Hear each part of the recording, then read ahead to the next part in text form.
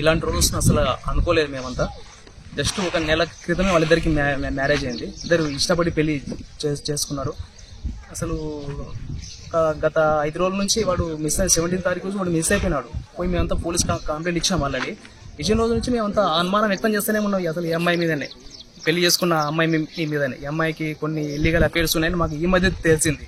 దానివల్లనే వాడిని ట్రాప్ చేసి పెళ్లి చేసుకొని దూరంగా తీసుకెళ్లి చంపేయించిండ్రని మాకు నిన్న రాత్రి డెడ్ బాడీ మాకు 5 గంటలకి మా అన్న ఫోన్ చేసి చెప్పింది, ఇట్లా డెడ్ బాడీ దొరికింది, తేజలాగానే కనిపిస్తున్నాడు అని మాకు చెప్తే మేము చాలా అసలు ఏంది ఇలా జరిగింది, వాని జీవితం ఇలా ముగిస్తా అసలు అనుకోలేదు మేమంతా. కానీ అసలు మీకు పెళ్లిళ్ళు, ఒకవేళ అమ్మాయిలకు పెళ్లిళ్ళు ఇష్టం లేకపోతే పెళ్లిళ్ళు చేసుకోకండి. అనవసరం ఒకరి జీవితాన్ని ఇట్లా ముగించాల్సిన అవసరం లేదు కదా. తర్వాత ఈ నెల 17న రాత్రి నాకు ఒక ఫోన్ కాల్ వచ్చింది. మీ తమ్ముడు కనపడట్లేదు అని ఫోన్ చేసి చెప్పారు.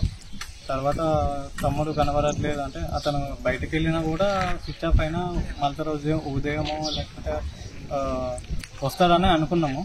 కాకపోతే మ్యారేజ్ అయిన అమ్మాయికి కూడా చెప్పలేదని తెలిసింది. అయితే నేనేం చేశానంటే పోలీస్ స్టేషన్కి వెళ్ళి, సార్ ఇట్లా మా తమ్ముడు మిస్ అయ్యిండు, 2 ఫోన్లు స్విచ్ ఆఫ్ వస్తున్నాయి అని నేను అక్కడ దరఖాస్తు ఇవ్వడం జరిగింది. వాళ్ళు కూడా ఎంక్వైరీ చేయడం స్టార్ట్ చేశారు. 17వ తారీఖు తమ్ముడు మార్నింగ్ ఈడ మన కృష్ణారెడ్డి బంగ్లా దగ్గర ఐటీఐ కాలేజ్ దగ్గర బండి పెట్టి వెళ్ళిపోవడం జరిగింది. ఆ బండిని మేము ఆ రోజు నైటు 2 గంటలకి, అంటే 18th మార్నింగ్ 2 గంటలకి మేము గుర్తించడం జరిగింది. ఆ బండిని ఫైండ్ అవుట్ చేసింది కూడా వాళ్ళ మామయ్య పరశురాముడు, ఆ పాప వాళ్ళ మామయ్య పరశురాముడు. తర్వాత ఆ బండి అక్కడ ఉన్న తర్వాత నేను అదే తీసుకెళ్ళి నేను పోలీస్ స్టేషన్లో ఇన్ఫార్మ్ చేశాను.